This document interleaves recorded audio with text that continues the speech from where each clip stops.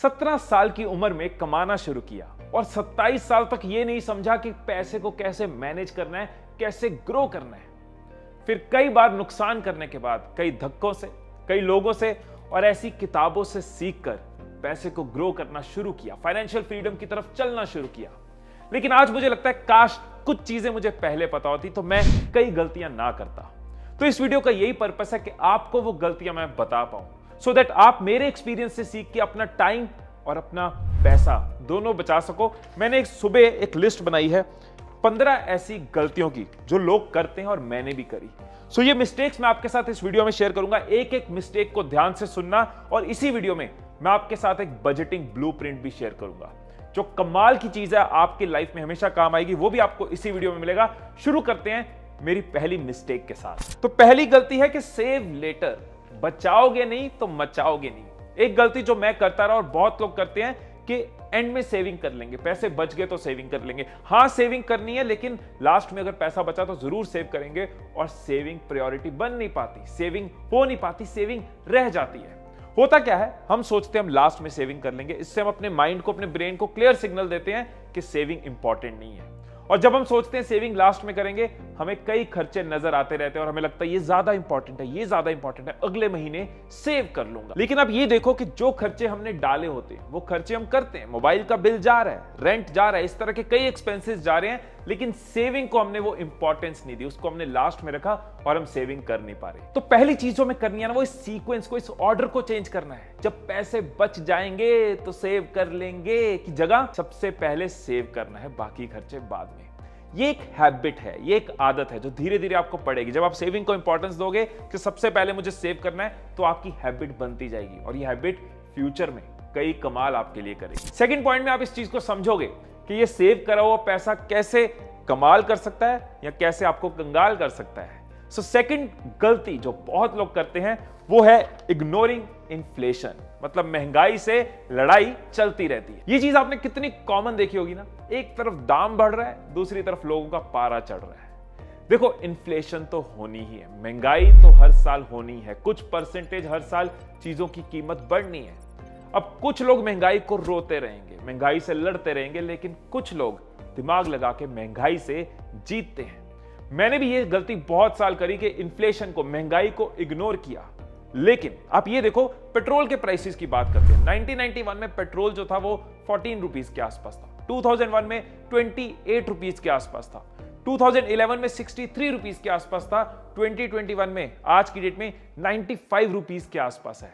महंगाई तो बढ़नी ही बढ़नी है। तो मान लो आपने सोचा सेविंग फर्स्ट और करते करते आपने 1 लाख रुपया सेव कर लिया।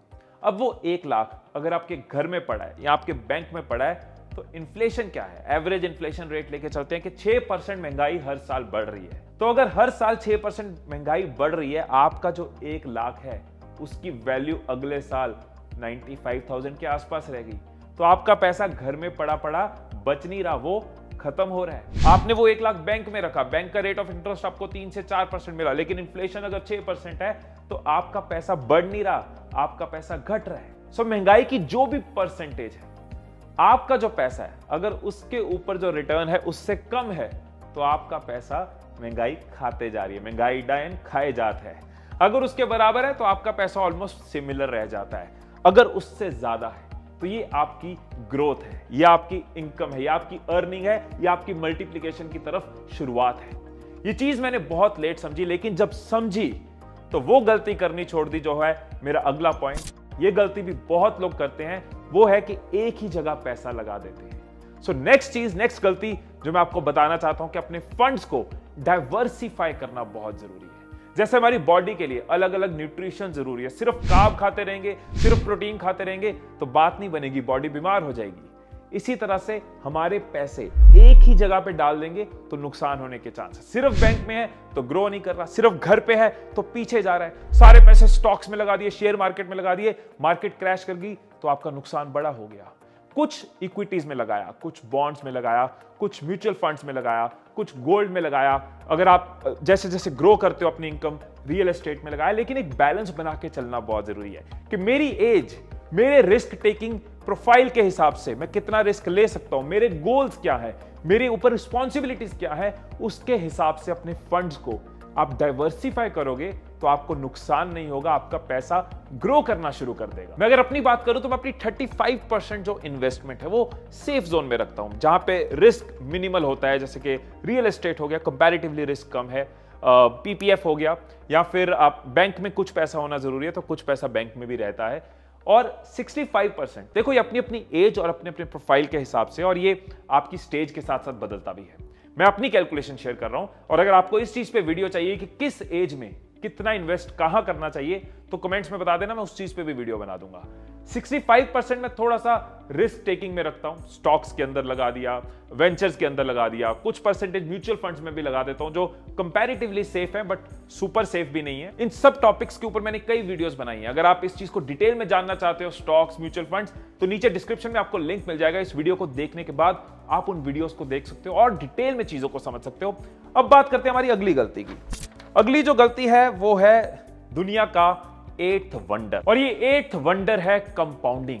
बहुत बड़ी गलती लोग करते हैं और मैंने भी करी कि पावर ऑफ कंपाउंडिंग को नहीं समझा। जिस दिन हम कमाना शुरू करते हैं उस दिन ये कॉन्सेप्ट हमें पता होना चाहिए। मेरे अंदर ये बहुत बड़ा गिला शिकवा है, रिग्रेट है कि काश मुझे डे 1 से ये पता होता। जब मेरी फर्स्ट सैलरी थी 4500 रुपीज, उसमें से मैं 500 रुपीज लगाने शुरू कर देता। बहुत छोटी शुरुआत ही कर देता, लेकिन काश मैं ये चीज करता। मैं आपको एग्जाम्पल के साथ समझाता हूं कंपाउंडिंग की पावर कैसे काम करती है। कि आपने एक एग्जाम्पल लेते हैं कि 5000 रुपीज आपने म्यूचुअल फंड में लगाए पहले महीने, 12% एनुअल रेट ऑफ रिटर्न, मतलब एक साल में 12% रिटर्न है। लेकिन एक्सप्लेन करने के लिए यहां पे मैं एक रफली मंथली कैलकुलेशन ले रहा हूं। तो एक महीने बाद जो आपका 5000 है वो सिर्फ 5050 हुआ। अब अगले महीने आपने फिर 5000 लगाए, तो अब जो आपका रिटर्न मिल रहा है वो आपको 10,000 पे नहीं मिल रहा, क्योंकि आपकी जो प्रिंसिपल अमाउंट है वो 5050 रुपीज प्लस 5000 यानी 10,050 रुपीज है। तो आपको जो इसके ऊपर रिटर्न मिल रहा है वो अराउंड 100 रुपए के आसपास मिल रहा है। अगले महीने फिर आपने 5000 लगाए, अब आपका 15,000 नहीं है, आपका 15,150 के आसपास आपका प्रिंसिपल है। सो पिछले अमाउंट पे हर महीने इंटरेस्ट जुड़ता जा रहा है और अगली अमाउंट ऐड होती जा रही है। करते करते 12 महीने बाद आप जो 12 into 5 60,000 दे चुके हो वो 64,000 बन चुका है। अब आपको लगेगा पूरा साल लगा के सिर्फ 4,000, लेकिन कंपाउंडिंग में क्या होता है, जब हर महीने 5,000 जाता जाता है, पिछली प्रिंसिपल बड़ी होती जाती है, तो उसका मैजिक पता क्या होता है। ऑनलाइन जाके कई टूल्स हैं, कैलकुलेट कर सकते हो इतने पैसे अगर हर महीने लगाता हूं तो 5 साल, 10 साल, 15 साल बाद कितना होगा। अगर आप 5,000 पर मंथ लगाते जाते हो तो 10 साल बाद जो आपने लगाया है वो है 6 लाख, लेकिन जो आपकी अमाउंट बन चुकी होगी वो होगी अराउंड 12 लाख। ये डबल हो चुका होगा। ये है पावर ऑफ कंपाउंडिंग। मैं आपको अपनी इन्वेस्टमेंट्स में से एक एग्जांपल दिखाता हूं। जैसे कि ये एक म्यूचुअल फंड है, मैंने जिसमें इन्वेस्ट किया था, एक्सिस स्मॉल कैप फंड। तो इसमें मैंने 9 दिसंबर 2019 को 5,000 की इन्वेस्टमेंट शुरू करी थी, कभी 20 कभी 5, तकरीबन 5,000 में इसमें इन्वेस्ट करता गया एंड करते करते जो अमाउंट इसमें इन्वेस्टेड है वो है अराउंड 1,69,000, और जो उसकी वैल्यू हो गई है कंपाउंडिंग की वजह से ऑलमोस्ट 1-1.5 साल के अंदर 2,66,000, मतलब वो पैसा पड़ा 1 लाख रुपया कमा गया।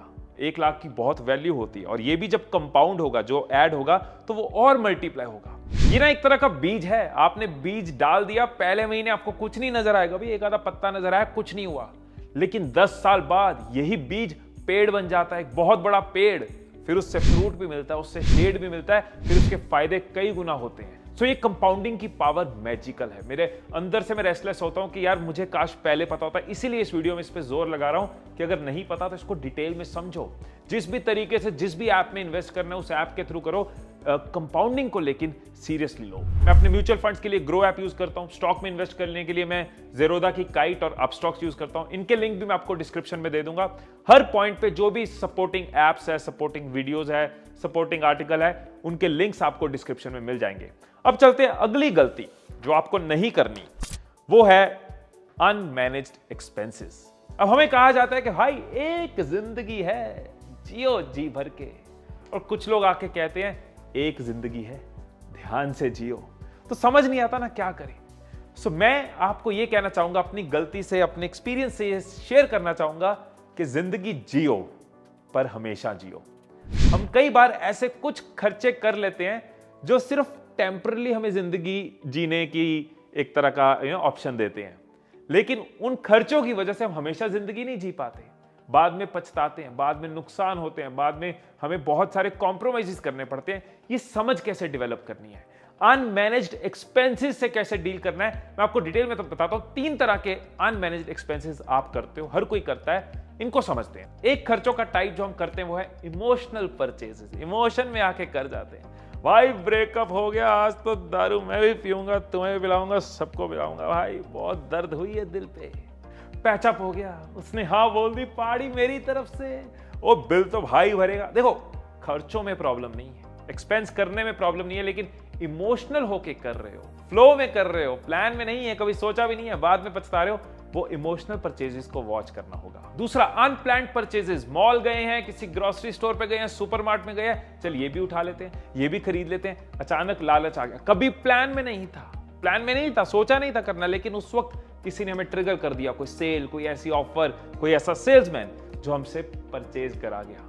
ये धीरे धीरे धीरे ऐसे ऐसे कई अनप्लान्ड इमोशनल परचेजेस आपका कितना पैसा सोचो साल के एंड में ले जाते हैं। और तीसरा जो हम आजकल ऑनलाइन बहुत ज्यादा कर जाते हैं, discounted purchases. Great Indian sale, great Indian discount, चीज नहीं भी चाहिए तब भी आने दो, खरीद लो, ले लो। मैं ये नहीं कह रहा कि जिंदगी ना जियो, मैं ये नहीं कह रहा कि खर्चे ना करो, मैं भी खर्चे करता हूं और करता रहा हूं, लेकिन जो सोच मैंने चेंज करी है वो आपको पास करने की कोशिश कर रहा हूं कि unplanned, emotional, without requirement discount की वजह से ये सेल हमें नहीं करनी, ये एक्सपेंसेस हमें नहीं करने। टेम्पररी लालच के लिए परमानेंट नुकसान नहीं करना। आई रिपीट, टेम्पररी लालच, एकदम का लालच, परमानेंट नुकसान, क्योंकि उस वेल्थ को हम कहीं और लगा सकते थे, वो किसी काम नहीं लगी, वो एक इमोशन में बह गई, वो अनप्लान्ड बह गई। सो टेम्पररी लालच में परमानेंट नुकसान नहीं करना।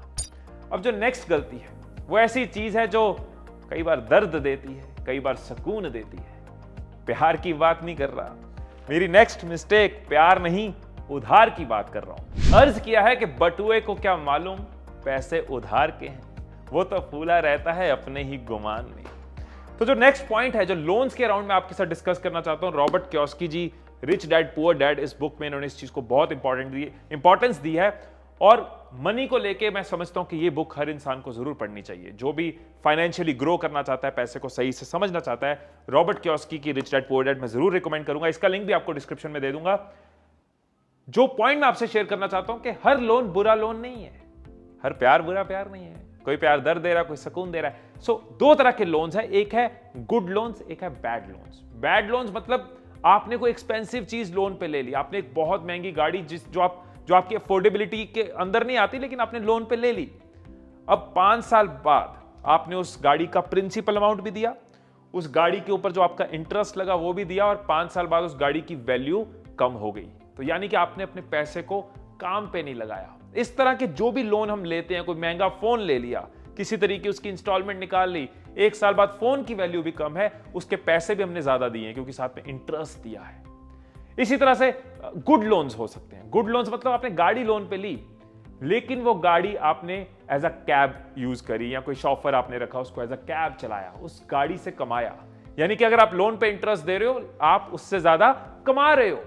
आपने हाउसिंग लोन लिया, घर लोन पे लिया, लेकिन एज अ इन्वेस्टमेंट सोच के लिया, तो आपने इंटरेस्ट भरा, प्रिंसिपल भरा, लेकिन आपके घर की कीमत बढ़ रही है, आपका पैसा घट नहीं रहा।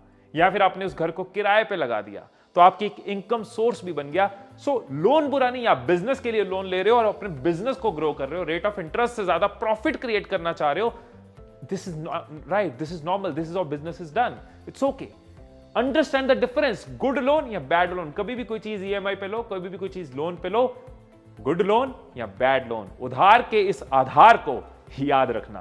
अगला पॉइंट बहुत जरूरी, इसको भी आप अपनी लाइफ का हिस्सा बना सकते हो अगर आपको इसमें सेंस लगे। मुझे बहुत सेंस लगती है, ये बहुत पहले से चला आ रहा था, मैंने भी अपनी दादी, नाना जी, इन सबसे हमेशा सुना था कि मुश्किल के लिए पैसे जोड़ के रखो, एक पैसे की सेविंग होनी चाहिए, अचानक कोई मेडिकल खर्चा आ सकता है, कभी भी जिंदगी में कुछ भी हो सकता है, पीछे परिवार के लिए एक पैसा जोड़ के रखना है। ये एक थॉट प्रोसेस था, किसी टाइम पे ये सही भी था।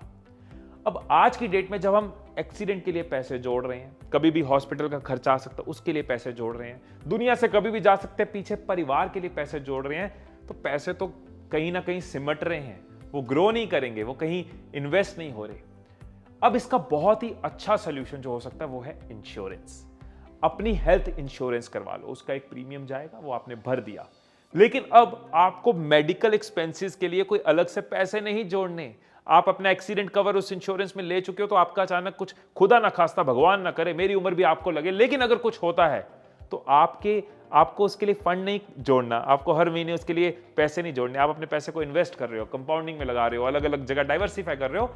लेकिन if any accident happens, if any medical issue happens, insurance company आपको कवर करती है। इसी तरह से टर्म इंश्योरेंस जरूर लो, यानी कि अपनी लाइफ इंश्योर कर लो। आपको जोड़ने नहीं है, जो आपको लगता है कि यार मेरे जाने के बाद मेरे परिवार के पास इतना पैसा होना चाहिए, उतने की इंश्योरेंस आप करवा सकते हो, उस पैसे के लिए आप इंश्योरेंस करा सकते हो। सो इंपॉर्टेंट पॉइंट क्या है, जब आप इंश्योरेंस करवा लेते हो तो उन चीजों के लिए आपको पैसे नहीं जोड़ने, वो पैसा आप इन्वेस्ट कर सकते हो, उस पैसे को आप मल्टीप्लाई कर सकते हो, उस पैसे को ग्रोथ में लगा सकते हो, उस पैसे को बिजनेस में लगा सकते हो।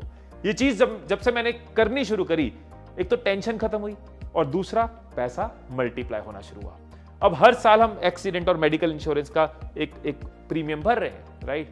अब अगर पूरा साल एक्सीडेंट नहीं हुआ तो इस चीज का अफसोस थोड़ी ना है कि हाय प्रीमियम चला गया, एक्सीडेंट नहीं हुआ, अच्छा हुआ, पैसे अलग नहीं जोड़ने पड़े, थोड़े से पैसे गए, लेकिन शुक्र है एक्सीडेंट नहीं हुआ। और अगर कभी एक्सीडेंट हो गया तब भी शुक्र है, इंश्योरेंस ली हुई है, कवर हो जाएगा। कौन सी इंश्योरेंस लेनी, कैसी लेनी है, सोच समझ के करना चाहिए। इसके ऊपर वीडियो बना दूंगा, इसके ऊपर शायद मेरी कोई वीडियो नहीं है, लेकिन मैं कुछ लिंक्स भी डिस्क्रिप्शन में दे दूंगा। मैं तो हमेशा बैंक की वेबसाइट से लेता हूं इंश्योरेंस, लेकिन कुछ एग्रीगेटर्स भी हैं, इस तरह के लिंक मैं डिस्क्रिप्शन में शेयर कर दूंगा।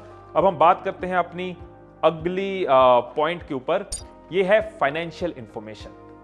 बहुत देर लगा देते हैं हम अपनी लाइफ में खुद को फाइनेंशियली लिटरेट करने के लिए, अपने आप को अपडेटेड रखने के लिए, इन चीजों की नॉलेज नहीं गेन करते। फाइनेंस थोड़ा सा बोरिंग सब्जेक्ट लगता है, जबकि लाइफ के कितने शौक, कितने इंटरेस्ट, कितने सपने पूरे कर सकता है, कितने एक्सपीरियंसेस हमें दे सकता है, और उस सब्जेक्ट को हम बोरिंग समझते रहते हैं। अब यार मैथमेटिक्स ही होगी, अब यार अकाउंट बनाना पड़ेगा, कागज मेंटेन करने पड़ेंगे, ऐप देखनी पड़ेगी। लेकिन जब आप फाइनेंशियली खुद को इन्फॉर्म्ड रखना शुरू कर देते हो, यूट्यूब पे कितने चैनल्स हैं फाइनेंस को लेके। अगर ट्रेडिंग रिलेटेड बात करो तो मैं आजकल जिनकी वीडियो से बहुत सीख रहा हूं वो है सिद्धार्थ भानुशाली, बहुत ही अच्छी ट्रेडिंग टिप्स है, उनके चैनल का लिंक भी नीचे दे दूंगा। प्रांजल कामरा जी की एडवाइसेस बहुत अच्छी होती है, उनके चैनल का लिंक भी नीचे दे दूंगा। सो अपनी कुछ ऐसे चैनल्स को सब्सक्राइब करो, कुछ ऐसी बुक्स पढ़ो, कुछ ऐसे न्यूज की आदत रखो। मैं ये नहीं कह रहा हर रोज दिन रात आपको मार्केट वॉच करनी है, लेकिन वंस अपॉन अ टाइम ऐसी एक वीडियो देख लो, वंस अपॉन अ टाइम ऐसी एक बुक पढ़ लो। आपको डेली बेस पे जो चीजें काश मुझे 17 साल की उम्र में पता होती, वो आप जिस भी उम्र में हो आज से पता लगनी शुरू हो जाएगी, कितनी लाइफ में आगे चेंज आ जाएगा। ये मैं आपको इसलिए भी कह रहा हूं कि मैं देखता हूं कि बहुत लोग बिना नॉलेज के, बिना इंफॉर्मेशन के, फैशन में आके, ट्रेंड में आके इन्वेस्ट कर देते हैं। क्रिप्टो, आजकल कोई क्रिप्टो में इन्वेस्ट कर रहा है, अपने को क्रिप्टो की नॉलेज भी नहीं, अपने को क्रिप्टो हमने समझा भी नहीं, लेकिन मैं पीछे ना रह जाऊं, FOMO, fear of missing out, मैं दुनिया से अलग ना रह जाऊं, तो क्रिप्टो में कुछ पैसे लगा देता हूं। स्टॉक मार्केट में लगाना है, सब लगा रहे हैं, मैं भी लगा रहा हूं, लेकिन समझने की कोशिश नहीं की तो आप नुकसान कर लेते हो।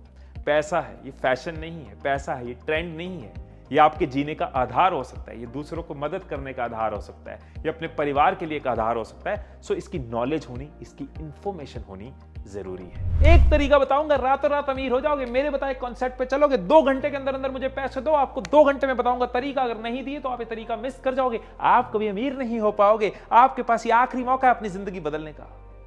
ऐसा तरीका ना मेरे पास है, हिमीश मदान ऐसा कुछ बोले, या दुनिया का कोई भी इंसान आपको कुछ बोले, आपका फेवरेट इंसान आपको बोले, तब भी उसकी बात नहीं मानना। इस दुनिया में कोई भी ऐसा तरीका नहीं है जो ओवरनाइट आपको अमीर कर दे।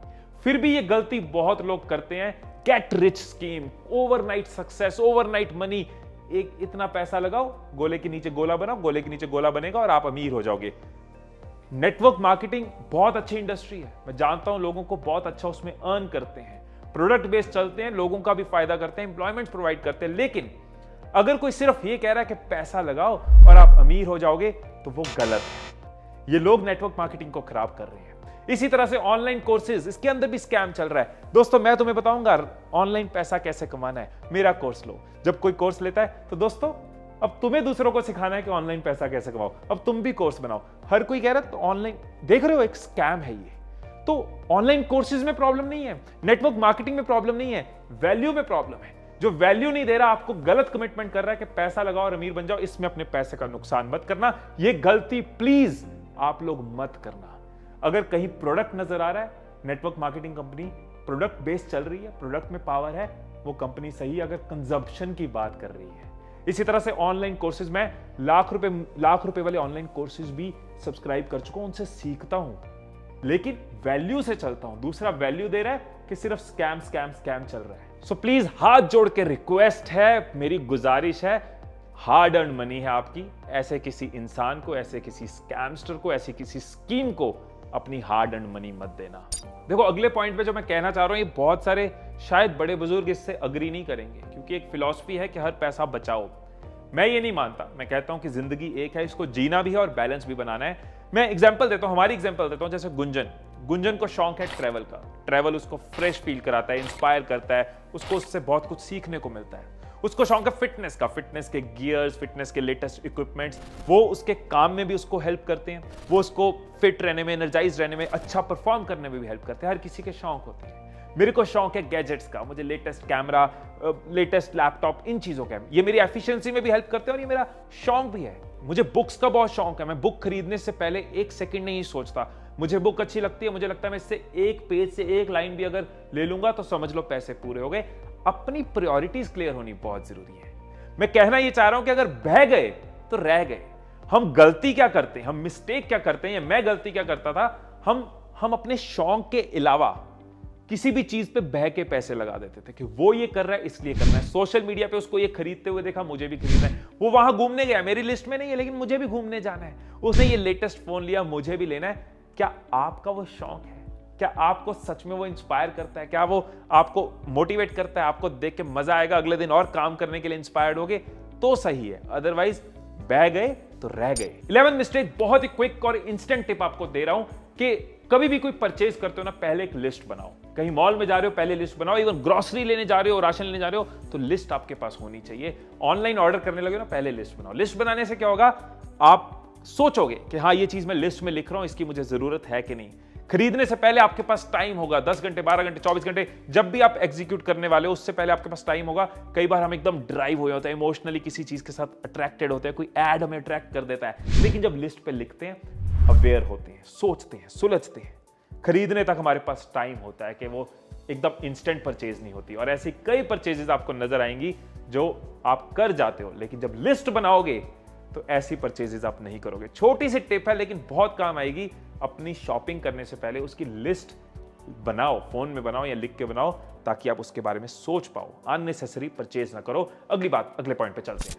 दोस्तों नेक्स्ट पॉइंट जो है ना, इसकी इंपॉर्टेंस आप समझ सकते हो जो दौर चल रहा है उसमें, स्पेशली ये कोविड वाला टाइम, ये पैंडेमिक वाला टाइम। इस टाइम पे बहुत लोगों ने ये गलती रियलाइज करी कि उन्होंने इमरजेंसी फंड नहीं रखा हुआ था। उन्होंने कभी सोचा नहीं था कि लाइफ में अचानक ऐसी जरूरत पड़ सकती है। हम सब ने कोशिश करी, हम जिसकी जो हेल्प कर सकते थे, आपने करी, मैंने करी, हम सब ने करी, लेकिन थोड़ा बुरा लगा, थोड़ा अफसोस हुआ जब वो लोग पैसे मांग रहे थे जो हर रोज शौक में पैसा उड़ा रहे थे, और अब पैंडेमिक के टाइम पे वो पैसा मांग रहे थे। जो बिना सोचे पैसा उड़ा रहा है और बाद में पैसा मांग रहा है, तो उसको मजबूरी नहीं कहेंगे ना, उसको बेवकूफी कहेंगे। जो दूसरों की बचत करने का मजाक उड़ाते हैं, बहुत लोग दूसरों का मजाक उड़ाते हैं, बचत करता रहता है, बचाता रहता है, उड़ाना।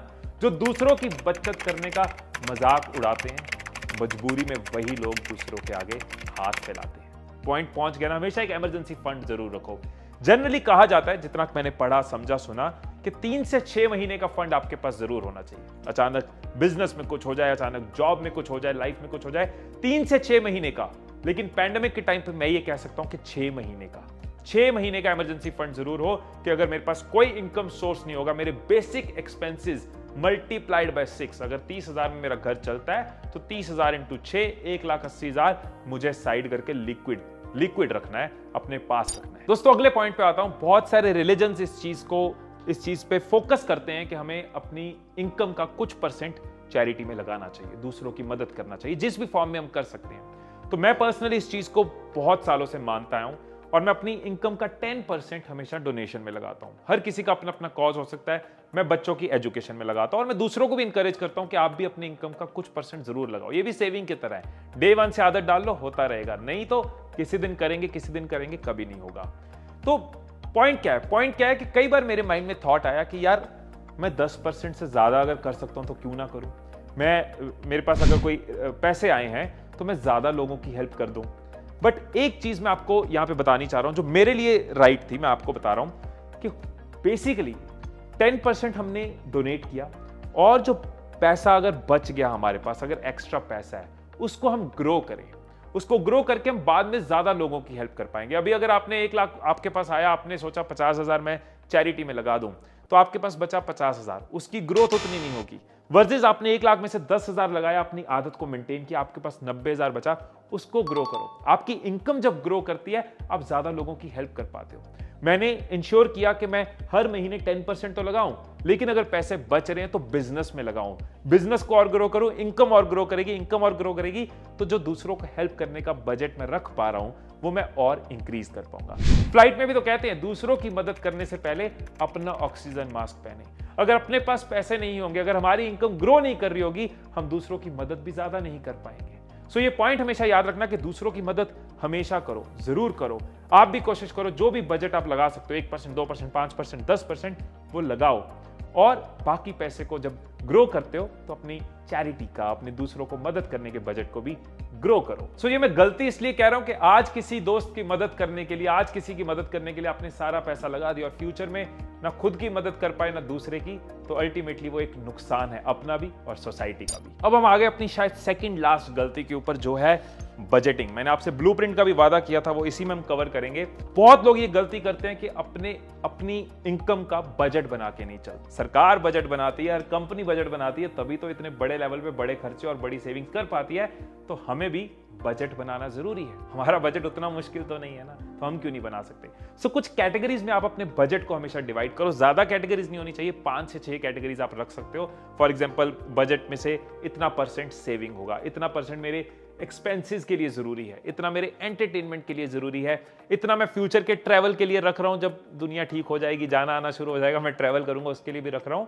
फैमिली, जो भी आपकी रिस्पॉन्सिबिलिटीज है, 5 से 6 बकेट्स, 5 से 6 कैटेगरीज, 5 से 6 हिस्सों में आप अपनी इनकम को जब डिवाइड करते हो, तो आप हर ब्रैकेट से इन्वेस्टमेंट सेविंग के साथ भी जस्टिस करते हो, अपनी एंजॉयमेंट के साथ भी करते हो, और अपने खर्चों को भी डिफाइन कर पाते हो कि इससे ज्यादा खर्चा मैं नहीं करूंगा, नहीं कर सकता। बजटिंग के लिए बहुत सारी एप्स हैं, इन एप्स का लिंक भी मैं आपको डिस्क्रिप्शन में दे दूंगा, जैसे कि गुड बजट है, मनीफाई है, वॉलनट, वॉलेट। सो इन एप्स का बेनिफिट क्या होता है कि ये एक तरह के आपके मोबाइल के अंदर ही आपका बजट होता है, ये आपके अकाउंट्स के साथ लिंक भी हो जाता है। आपको एक्सपेंस करते हो तो वो आप डाल सकते हो कि इस कैटेगरी में इतना बजट यूज हो गया, इतना बचा है। सो इन टेक्नोलॉजी को यूज करें, राइट। अपने दिमाग पे लोड क्यों देना है, टेक्नोलॉजी को लोड दे, अपने दिमाग को बेटर चीजों में लगाएं।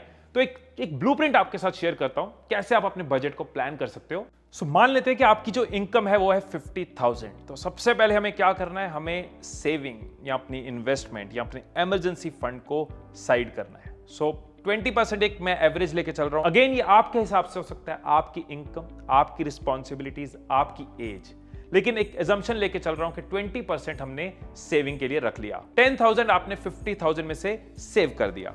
अब आ गई हमारी एक्सपेंसेस, जो हमारे एक्सपेंसेस जरूरी होते हैं, जो हम हर महीने करते हैं। तो एक्सपेंसेस के लिए एक एवरेज 50% आपकी इनकम एक्सपेंसेस में जा रही हो सकती है। तो 50,000 में से 25,000 आपका एक्सपेंसेस है। एक्सपेंसेस को आप 2 तरीकों से डिवाइड कर सकते हो। एक है फिक्स्ड एक्सपेंस, जो जाना ही जाना है। फॉर एग्जांपल, आपके घर का रेंट जाना ही जाना है, मोबाइल का एक मिनिमम बिल जाना ही जाना है, ग्रोसरी में, खाने पीने में कुछ पैसे जाने ही जाने हैं। कुछ होते हैं फिक्स, कुछ होते हैं वेरिएबल जैसे कोई जिम का एक्सपेंस हो सकता है, कोई चीज की रिपेयर हो सकती है, कोई सर्विसिंग हो सकती है।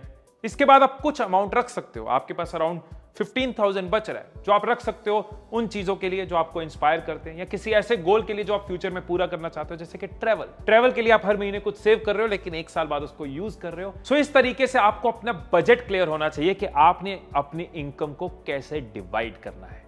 एक एग्जांपल आपको देके चलता हूं कि एक जनरल रूल है, लेकिन ये रूल आप अपने हिसाब से बनाना, मेरे कहने पे, किसी और के कहने पे नहीं, अपने हिसाब से बनाना। लेकिन एक जनरल रूल है 50-30-20, कि आपकी इनकम का 50% अगर आपका एक्सपेंस हो सकता है, 30% आप अपनी वांट्स के लिए रख सकते हो, राइट। 50% नीड हो गया, जो चाहिए ही चाहिए, इसके अंदर वेरिएबल नीड भी है, फिक्स नीड भी है, लेकिन 30% वांट है। किसी महीने सैलरी कम हो गई, कोविड आ गया, कंपनी ने सैलरी काट दी, तब भी हमारी जो है नीड वो कभी सफर नहीं करेगी। वांट्स को साइड कर सकते हैं। वांट कैन बी कोई फैशन, वांट कैन बी कपड़ा, वांट कैन बी कोई महंगा शू, वांट कैन बी ट्रेवल, लेकिन नीड है खाना, रेंट, बिल, बिजली, गैस।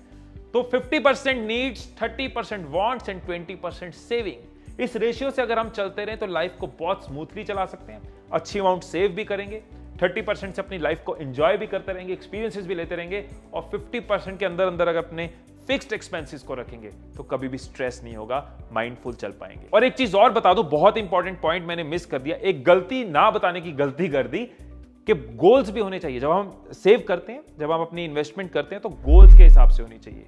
कुछ लॉन्ग टर्म गोल हो सकता है रिटायरमेंट, उसके लिए आज से चाहे थोड़ा थोड़ा अमाउंट जोड़ना शुरू किया, 500 महीने का जोड़ना शुरू कर दिया, 20-30 साल पड़े रिटायरमेंट में, कुछ तो बन रहा है। और एज के साथ साथ उसको बढ़ा सकते हो। बच्चे हैं, उनकी शादी के हिसाब से आप कोई गोल रख सकते हो। घर खरीदना है, उसके लिए पैसे जोड़ रहे हो, तो जो हम सेव कर रहे हैं हर महीने, उसको हम अलग अलग गोल्स के हिसाब से सेव कर सकते हैं। जो एप्स हैं ये आपको हेल्प करती हैं गोल्स बना के चलने में, तो आप अगेन टेक्नोलॉजी को यूज कर सकते हो। अब लास्ट गलती बहुत लोग करते हैं, मैं भी करता था, लेकिन जमीन आसमान का डिफरेंस ला सकती है आपकी लाइफ में अगर आपने ये गलती सुधार ली। और मैं 1000% विश्वास के साथ कह सकता हूं कि आप नीचे कमेंट में लिखोगे कि हां, हमने कई बार सोचा। ऐसा नहीं है कि हिमीश मदान ने आज हमें बता दिया, आपने कई बार ये सोचा होगा लेकिन कर नहीं पाए होगे। आपको पता है आप गलत हो लेकिन ठीक नहीं कर पाए, तो मैं सोल्यूशन दूंगा।